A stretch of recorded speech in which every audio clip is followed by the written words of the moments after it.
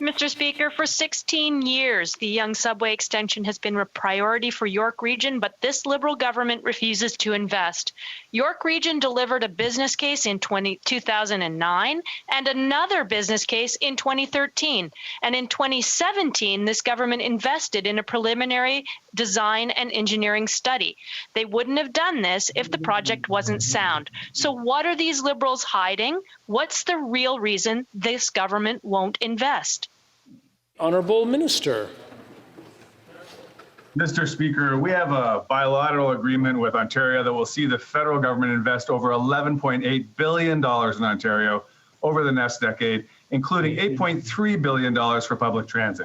Success on large, complex projects requires all orders of government to work together, and we remain committed to working with provincial and municipal leaders to prioritize public transit projects, get them funded, and get them built. In fact, we've implored the government of Ontario to submit business cases on some of their major GTA and other transit lines, and look forward to more. Thank you, Mr. Speaker. I just want to remind the honourable members who are joining us remotely, if they're not speaking, please make sure that your microphone is muted. The honourable member for Aurora, Oak Ridges, Richmond Hill. And yet, Mr. Speaker, this government won't invest in the Yonge Subway Extension. The business case to extend the Yonge Subway line is obvious. The Yonge line is bursting at the seams with 800,000 commuters a day and almost 100,000 of them passing through Finch.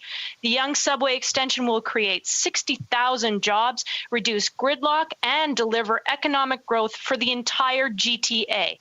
The need for a Union Station of the North in York Region is clear. What's the real reason this government won't invest? Honourable Minister or Parliamentary Secretary. Mr. Speaker, communities from coast to coast to coast rely on transit projects to get built, to get them from home to work to school, to meet their daily needs and services they need on a daily basis. And this government is committed through an historic community investment program, $180 billion over 12 years, Mr. Speaker, to make sure that residents of communities from coast to coast to coast get the services they need. And we're committed to that plan, which, by the way, Mr. Speaker, is going to create 1 million jobs as we roll